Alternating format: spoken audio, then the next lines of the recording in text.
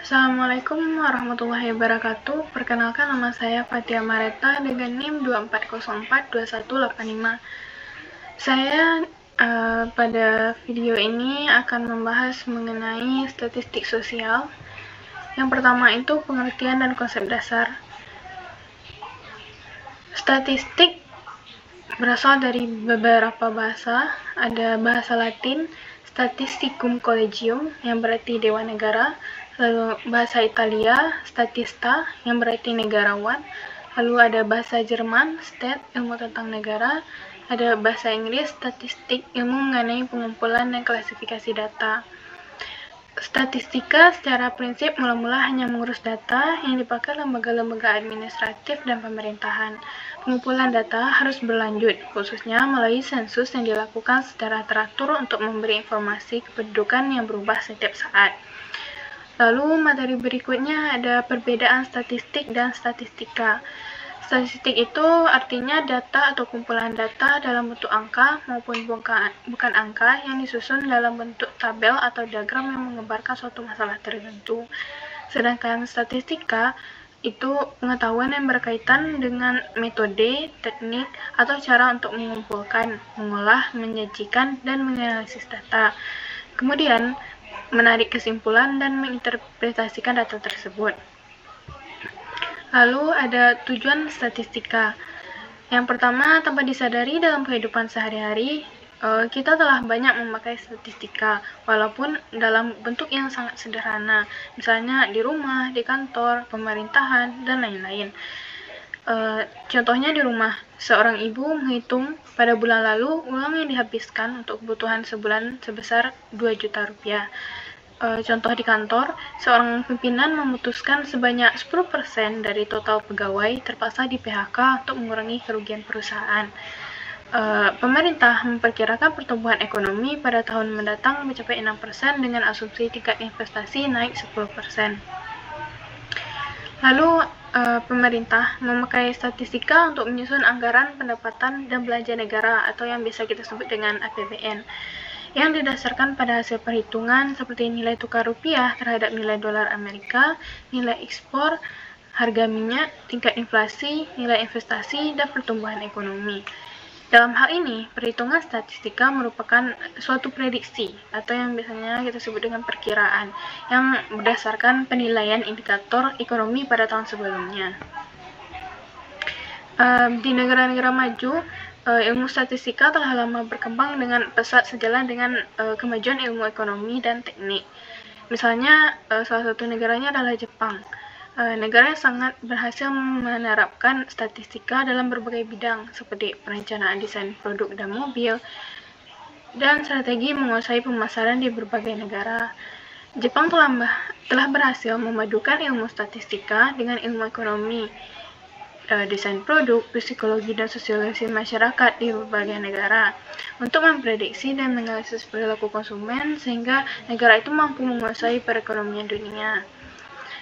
Sedangkan bagi mahasiswa, mata kuliah statistika sangat penting karena berguna untuk mengumpulkan, mengolah, menganalisis, dan menginterpretasikan data ketika menyusun skripsi, tesis, atau disertasi. Dalam hal ini, pengetahuan statistika dipakai dalam membuat metodologi penelitian. Lalu ada statistika dan metode ilmiah. Metode ilmiah itu adalah salah satu cara mencari kebenaran yang bila ditinjau dari segi penerapannya, risiko untuk keliru paling kecil. Langkah-langkah dalam metode ilmiah ini ada 3. Yang pertama, merumuskan masalah, melakukan studi literatur, dan membuat dugaan-dugaan, pertanyaan-pertanyaan atau hipotesis. Lalu yang keempat, ada mengumpulkan dan mengolah data, menguji hipotesis atau membuat pertanyaan, dan yang terakhir ada mengambil kesimpulan. Lalu berikutnya ada manfaat statistika. Manfaat mempelajari statistika ada 3. Yang pertama, memberi pengetahuan dan kemampuan kepada seseorang untuk mengevaluasi terhadap data. Lalu yang kedua ada bagi mahasiswa ilmu-ilmu sosial, statistika dapat bermanfaat bagi dunia kerja kelak. Lalu manfaat statistika dalam riset sosial, Yang pertama, menyusun, meringkas, dan menyederhanakan data. Lalu ada merancang kegiatan survei atau eksperimen. Lalu ada menerapkan metode terbaik dalam penarikan kesimpulan atau inferensi. Lalu ada mengukur baik tidaknya sebuah inferensi atau penarikan kesimpulan. Lalu ada fungsi statistika. Fungsinya adalah untuk alat bantu untuk memperluas pengetahuan terhadap masalah-masalah yang rumit, kabur, dan tidak pasti. Alasannya, 1. Fakta-fakta dapat disusun sesuai kebutuhan. Yang kedua, data yang rumit dapat disederhanakan. Yang ketiga, data dapat disesuaikan dengan kebutuhan. Yang keempat, dapat digunakan sebagai teknik perbandingan. Yang kelima, dapat digunakan untuk menginterferensi beberapa masalah secara simultan. Dan yang terakhir, dapat digunakan sebagai teknik pengambilan keputusan yang akurat. Lalu ada kegunaan statistika. Statistika itu membantu peneliti untuk yang pertama menentukan sampel yang representatif. Yang kedua, membaca data yang telah dikumpul semudah mungkin. Lalu yang ketiga ada melihat ada tidaknya perubahan antar kelompok yang diteliti.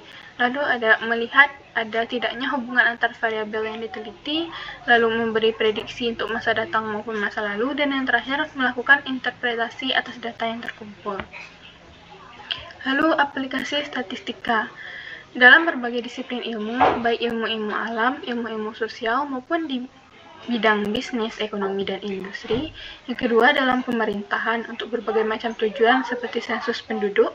Lalu yang ketiga, ada prosedur jarak pendapat atau polling, misalnya dilakukan sebelum pemilihan umum, serta jajak cepat, perhitungan cepat hasil pemilu atau quick count. Lalu keterbatasan statistika. Tidak dapat digunakan untuk segala macam fenomena atau persoalan. Alasannya, yang pertama, statistika hanya dapat digunakan untuk memecahkan masalah-masalah yang dapat dinyatakan dalam bentuk numerik. Yang kedua, statistika tidak dapat digunakan untuk fakta tunggal. Yang ketiga, hasil-hasil analisis statistika hanya merupakan pendekatan dan bukan kebenaran matematik. Yang keempat, ada statistika dapat memberikan kesimpulan yang keliru dan kadang-kadang hanya dapat digunakan atas dasar rekomendasi dari tenaga ahli. Yang kelima, statistika hanyalah alat yang membantu peneliti untuk memudahkan memahami dan memberikan makan dari data penelitian yang diperoleh. Lalu yang keenam, tugas peneliti untuk memberikan interpretasi terhadap data yang diperoleh dan membahasnya lebih lanjut secara lebih mendalam dan komprehensif berdasarkan teori-teori yang mendukung serta fakta yang terjadi di lapangan. Lalu yang terakhir, pada ruang interpretasi hasil analisis data, inilah karya monumental seorang peneliti diperoleh. Jenis-jenis statistika. Berdasarkan aktivitas yang dilakukan, ada statistika deskriptif dan statistika induktif. Kalau berdasarkan metode yang digunakan, ada statistika parametrik dan statistika non-parametrik.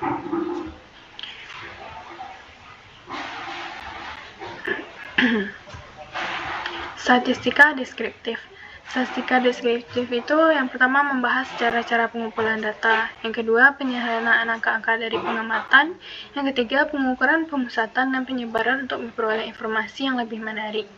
Kegunaan statistika deskriptif itu yang pertama, kumpulan data tersaji dengan ringkas dan rapi dan dapat memberikan informasi. Yang kedua, data bisa ditampilkan dengan teknik grafik dan numerik.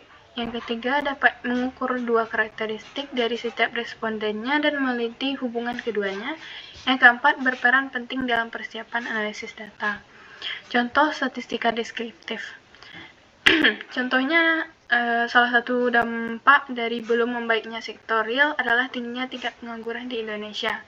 Pada Agustus 2004, jumlah pengangguran terbuka mencapai 10,3 juta, Februari 2005 sebesar 10,9 juta jiwa, dan Februari 2006 mencapai 11,1 juta jiwa. Berikut merupakan tabel contoh statistika deskriptif. Lalu, berikutnya ada statistika inferensial.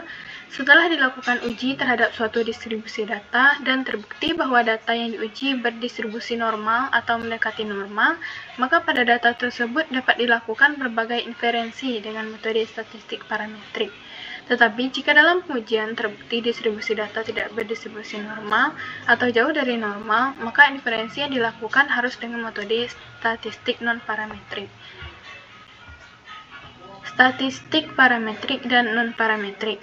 Statistika parametrik. Yang pertama, bagian dari statistika inferensial yang mempertimbangkan nilai dari satu atau lebih parameter populasi. Yang kedua, membutuhkan data yang berskala pengukuran minimal interval. Yang ketiga, berpijak pada asumsi spesifik mengenai bentuk distribusi populasi yang diasumsikan normal. Lalu ada statistika non-parametrik. Yang pertama, bagian dari statistika inferensial yang tidak mempertimbangkan nilai dari satu atau lebih parameter populasi. Yang kedua, validitas tidak tergantung pada modal peluang yang spesifik dari populasi. Yang ketiga, distribusi data tidak dapat diasumsikan normal. Statistika parametrik membutuhkan pengukuran kuantitatif dengan data interval atau rasio. Lalu mempertimbangkan Jensi-Jebaran atau distribusi data, yaitu apakah data menyebar normal atau tidak. Contoh metode statistika parametrik itu ada UGZ, UGT, korelasi Pearson, perancangan percobaan, dan lain-lain. Statistika non-parametrik. Statistika non-parametrik ini membutuhkan dana dengan data ordinal dan nominal. Merupakan statistika bebas sebaran atau tidak mensyaratkan bentuk sebaran parameter populasi baik normal atau tidak. Contoh metode statistika non-parametrik ada binomial test, chi-square test, median test, Friedman test, dan lain-lain.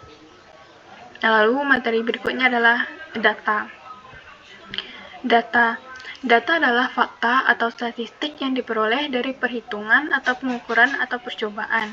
Data merupakan kumpulan keterangan atau fakta tentang suatu objek atau fenomena, baik berupa angka-angka atau bilangan maupun berupa kategori, seperti senang, tidak senang, baik, buruk, berhasil, atau gagal. Data akan sangat bergantung dari definisi operasional variabel penelitian. Jenis data berdasarkan sifatnya. Data itu dibagi menjadi dua, ada data kualitatif dan data kuantitatif. Data kualitatif itu seperti jenis kelamin, warna kesayangan, asal suku, dan lain-lain. Lalu ada data kuantitatif. Data kuantitatif ini terbagi menjadi dua, yaitu data diskret dan data kontinu. Data diskret ini seperti jumlah mobil, jumlah staf, jumlah TV, dan lain-lain. Sedangkan data kontinu itu seperti berat badan, jarak kota, luas rumah, dan lain-lain. Jenis data kualitatif itu nominal ordinal, kuantitatif itu interval dan rasio. Berikut merupakan tabel jenis data.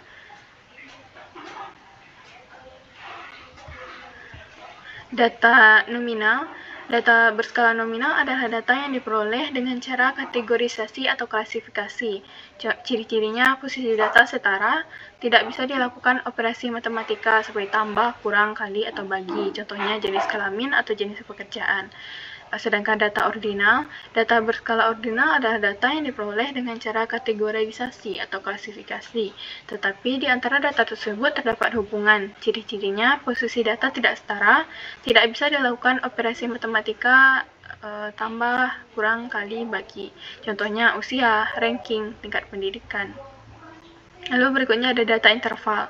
Data interval adalah data yang diperoleh dengan cara pengukuran di mana jarak antara dua titik skala sudah diketahui. Ciri-cirinya tidak ada kategorisasi, bisa dilakukan operasi matematika. Contohnya temperatur yang diukur berdasarkan delta Celsius dalam sistem kalender. Data rasio adalah data yang diperoleh dengan cara pengukuran, di mana jarak antara dua titik skala sudah diketahui dan mempunyai titik nol absolut. Ciri-cirinya tidak ada kategorisasi, bisa dilakukan operasi matematika, contohnya gaji, skor ujian, dan jumlah buku. Lalu berikutnya ada skala pengukuran. Skala nominal, angka yang diberikan hanya sebagai label saja, contoh pria sama dengan 1, wanita sama dengan 2, dan waria sama dengan 3. Skala ordinal, Angka mengandung pengertian tingkatan, contoh ranking 1, 2, dan 3. Ranking 1 menunjukkan lebih tinggi dari ranking 2 dan 3. Lalu, skala interval, angka mengandung sifat ordinal dan mempunyai jarak atau interval. Contohnya, saham sangat prospektif dengan harga saham 736 sampai 878. Yang kedua, saham prospektif seharga 592 sampai 735. Skala rasio. Angka mempunyai sifat nominal, ordinal, dan interval, serta mempunyai nilai absolut dari objek yang diukur. Contohnya, bunga BCA 7% dan bunga Mandiri 14%. Maka bunga Mandiri 2 kali bunga BCA. 4. Skala pengukuran dan statistik yang cocok untuk masing-masingnya. Skala nominal, contoh statistik yang cocok itu ada modus, frekuensi, koefisiensi kontingensi. Lalu ordinal, ada median, persentil, Spearman, Kendall T, Kendall W. Tes statistik yang sesuai antara nominal dan ordinal itu tes statistik non-parametrik. Lalu ada interval. Contoh statistik yang cocok ada rata-rata, standar deviasi, korelasi momen hasil kali Pearson, korelasi momen hasil kali ganda. Lalu ada ratio. Contoh statistik yang cocok, mean geometrik, koefisien variasi. Tes statistik yang sesuai yang digunakan untuk interval dan ratio yaitu tes statistik non-parametrik dan parametrik. Lalu berikutnya ada penyajian data.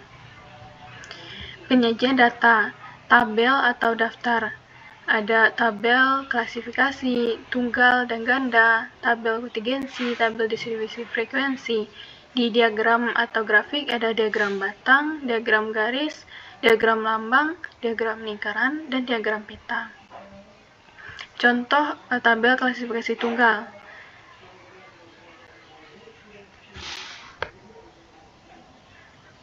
Ini merupakan contoh tabel klasifikasi ganda. Jumlah pemeluk agama di Kota Sawah Lunto tahun 2009 sampai 2012. Ini merupakan contoh tabel kontingensi, data jumlah penduduk Kota Sawah Lunto tahun 2014. Distribusi frekuensi. Distribusi frekuensi. Baiklah, berikutnya ada tabel distribusi frekuensi. Daftar nilai statistika mahasiswa prodi YNP UNP. Ada contoh diagram batang. Ini merupakan contoh diagram batang. Contoh grafik batang tunggal. Contoh data distribusi tunggal time series. Grafik batang berganda. Cocok data perbandingan time series. Ada contoh diagram garis atau line chart. Ada diagram garis. Contoh grafik garis tunggal TVR di Indonesia dari tahun 1997 sampai 2007. Ada contoh diagram lingkaran atau pie chart. Ini merupakan contoh diagram lingkaran. Diagram lingkaran jumlah penduduk Kota Sawah Lunto berdasarkan kecamatan. Ada persentase pria kawin yang pernah mendengar tentang HIV atau AIDS. Ada statistik bencana alam di Indonesia diukur menggunakan diagram lingkaran. Ada contoh diagram peta atau kartogram. Diagram peta. Kondisi tektonik Indonesia menggunakan diagram peta. Peta seismisitas Indonesia.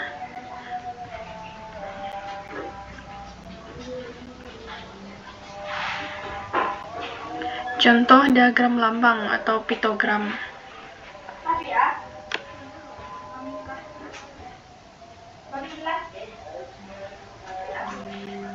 Contoh grafik histogram seperti harga saham. Contoh poligon. Jumlah frekuensi. ada contoh kurva Ogif, ada frekuensi kumulatif, ada interval kelas.